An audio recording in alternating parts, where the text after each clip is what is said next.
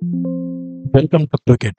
APSC paper 1 daily 51 liners సిరీస్‌లో day 13కు స్వాగతం, సుస్వాగతం.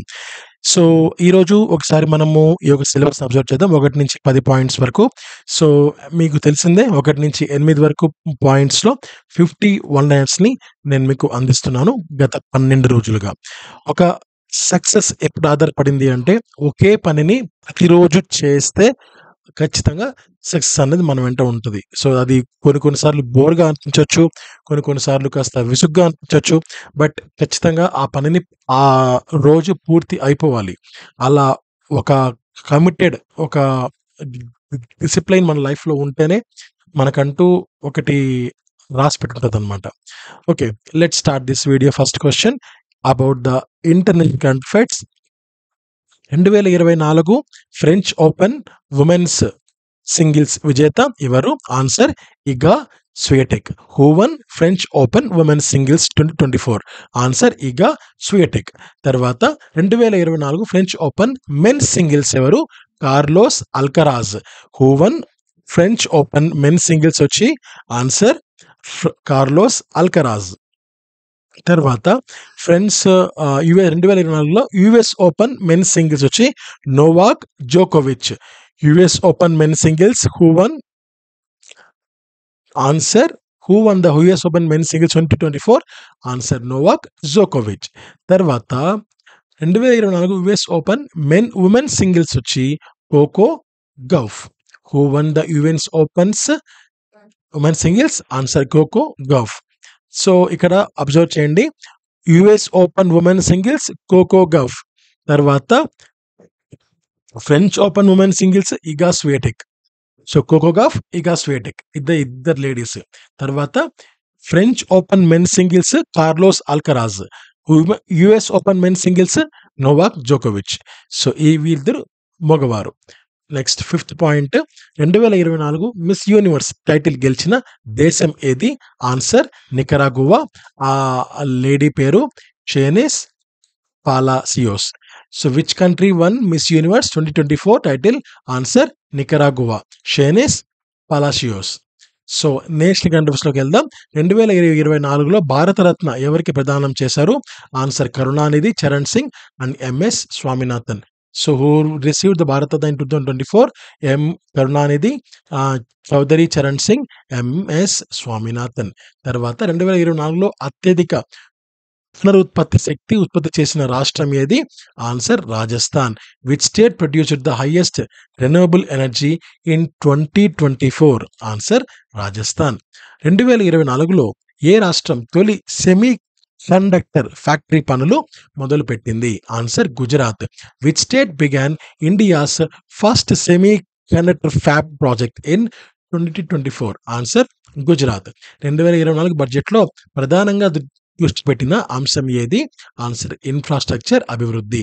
What was the main focus of 2024 union budget? Infrastructure development. 2024లో భారత్‌లో ఏ కొత్త బిల్లును పార్లమెంట్ ఆమోదించింది?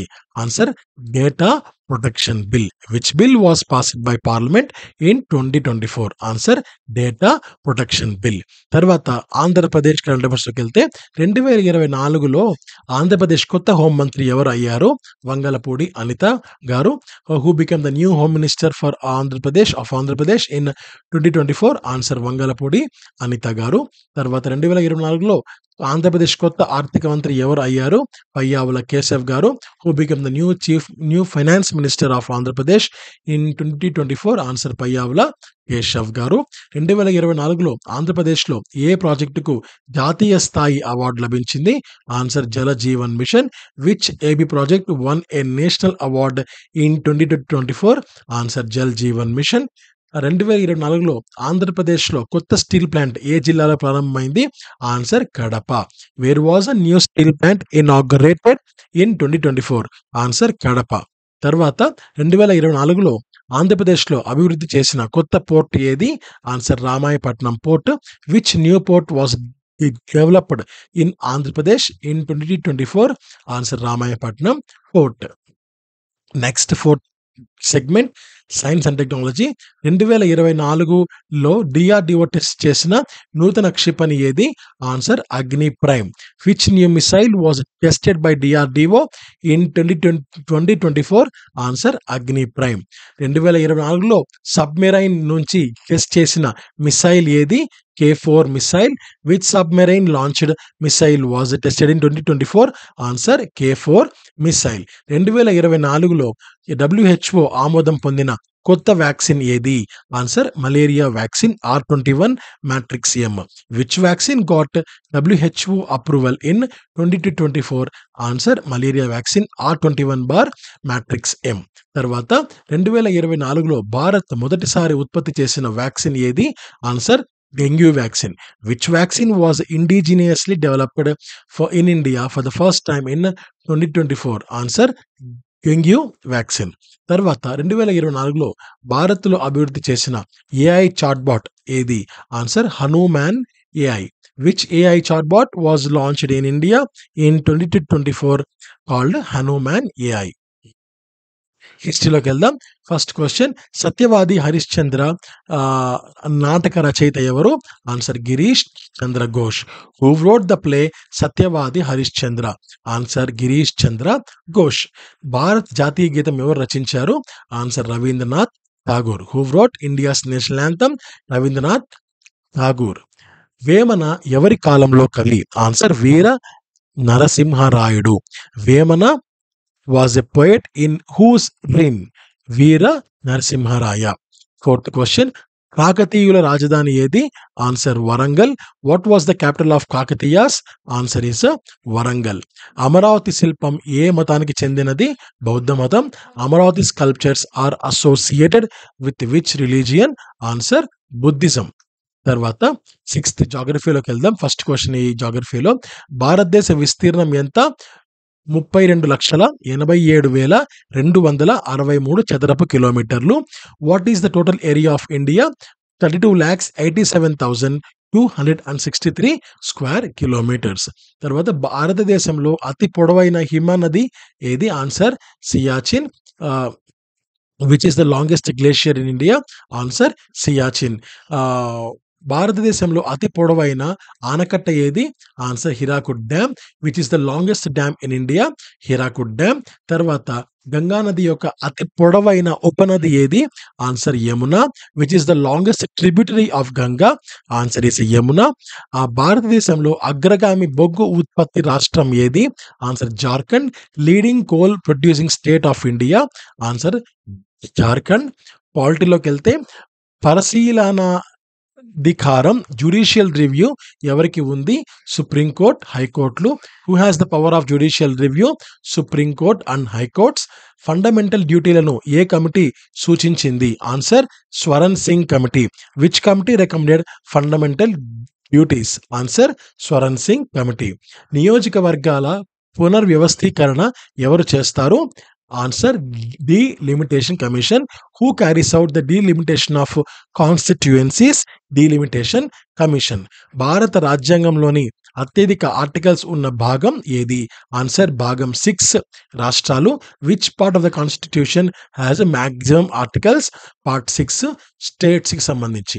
నెక్స్ట్ క్వశ్చన్, రాజ్యాంగ సవరణ ప్రక్రియ ఏ ఆర్టికల్లో ఉంది? Answer 368. Which article deals with the constitutional amendment? Answer article 368. ఎకానమీలోకి వెళ్తే, భారత ఆర్థిక వ్యవస్థలో ట్విన్ బ్యాలెన్స్ షీట్ సమస్య అంటే ఏమిటి అంటే, బ్యాంకుల లోపం వలన నష్టాలు మరియు కార్పొరేట్ ముడి రుణ బకాయిలు కలిసి రుణ సంఖ్య తగ్గి పెట్టుబడులను అడ్డుకుంటున్న పరిస్థితిని ట్విన్ బ్యాలెన్స్ షీట్ సమస్య అని పిలుస్తారు. So what is the twin balance sheet of problem in India's economy? A situation where stressed bank balance sheets and corporate indebtedness together constrain credit flow and investment. FRBM చట్టం యొక్క ముఖ్య లక్ష్యంగా ఏం ఉద్దేశించబడింది? స్థిరమైన ద్రవ్య నీతికి మద్దతుగా రాష్ట్రీయ ఖర్చులు లోటును నియంత్రించడం. What is the main objective of FRBM act? To control physical deficits and ensure physical discipline supporting macro economic stability. భారత ఆర్థిక విధానంలో ఇది జాబ్లెస్ గ్రోత్ అంటే ఏంటంటే సంపూర్ణ జీడిపి వృద్ధి జరుగుతుండగా తగిన వ్యాపారాల్లో పని అవకాశాలు సృష్టించకపోవడం. What does jobless growth indicate in India's context? Economic growth that fails to generate commensurate employment opportunities. తర్వాత భారత ఆర్థిక విధానానికి స్థిరత్వం సస్టైనబిలిటీ కల్పించడానికి ఏ ప్రధాన సూచన? సరఫరా దిశగా పెట్టుబడులు, ప్రయోజనపరమైన పన్ను సంస్కరణలు మరియు సంక్షేమ లక్ష్యాలతో సమన్వయ పద్ధతులు. Primary prescription for macro economic stability in India. Supply side investments, efficient taxation and coordinated welfare oriented fiscal policies. తర్వాత పబ్లిక్ ప్రైవేట్ పార్ట్నర్షిప్ యొక్కలో కీలక ప్రమాదం ఏది అంటే రిస్క్ షేర్ సరైన రీతిలో అమలు కాకపోవడం. తర్వాత ఖర్చుల ప్రభుత్వంపై పడవచ్చు. ఇది పొరపాటుకు పడింది. అంటే ఖర్చులు అమలు కాకపోతే ఖచ్చితంగా ఖర్చులు ప్రభుత్వంపై పడే అవకాశం ఉంటుంది. సో అదే ఎక్కువ రిస్క్. ఇది key risk in PPP. So public private partnerships అనమాట. Misallocation of risk leading to fiscal burden on government if private partner fails. Next sustainable డెవలప్మెంట్కి వెళ్దాం. ఫస్ట్ క్వశ్చన్, సముద్ర స్థితిలో మైక్రో ప్లాస్టిక్ నిబంధనలు ఎందుకు కఠినతరం అయి ఉంటాయి? వ్యాప్తి, కొలత కష్టం మరియు పారిశ్రామిక ఉత్పత్తుల విభిన్న మూలాల వల్లను నియంత్రించడం క్లిష్టం. Why is regulating microplastics challenging?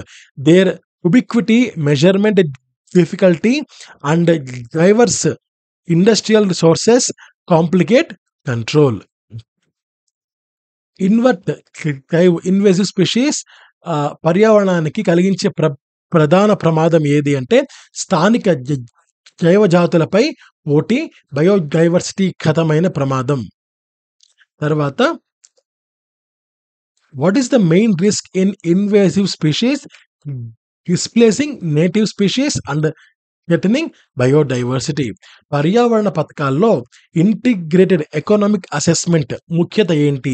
వ్యయ లాభ విశ్లేషణతో పరిసర ప్రయోజనాలను అంచనా వేసి ప్రాధాన్యత నిర్ణయించడానికి. Why integrated economy assessment is in environmental policies? To quantify cost and benefits, enabling priority and efficient resource allocation.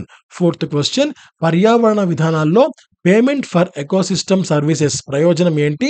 వ్యవసాయ, జల వనరులు, కార్బన్ స్టోరేజ్ వంటి సేవలకు ఫైనాన్షియల్ ప్రోత్సాహం ఇస్తుంది. What is the benefit of payment for ecosystem services? PES, it financially rewards conservation actions that provide services like water regulation and carbon sequestration. శాశ్వత పరిధుల planetary boundaries సూత్రం సంక్షేపంగా ఏమనిస్తుంది అంటే సృష్టి వ్యవస్థల పరిమితులను దాటితే global ecosystem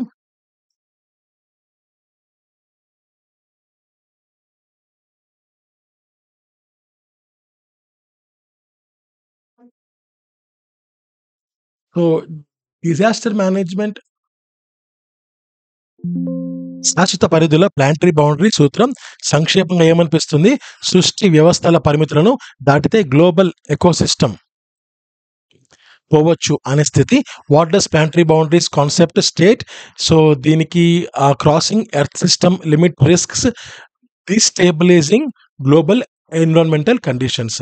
so next disaster మేనేజ్మెంట్లోకి వెళ్దాం. ఇందులో ఫస్ట్ క్వశ్చన్, సేందాయ్ ఫ్రేమ్వర్క్ యొక్క ప్రధాన లక్ష్యం సంక్షేపంగా అంటే అత్యవసర ప్రమాద నష్టాలను తగ్గించడం మరియు ప్రమాద నిరోధక సామర్థ్యాన్ని పెంపొందించడం. సో ఇది వచ్చి మనకు 2015 నుంచి 30 వరకు ఈ యొక్క ఫ్రేమ్వర్క్ పెట్టుకున్నారు.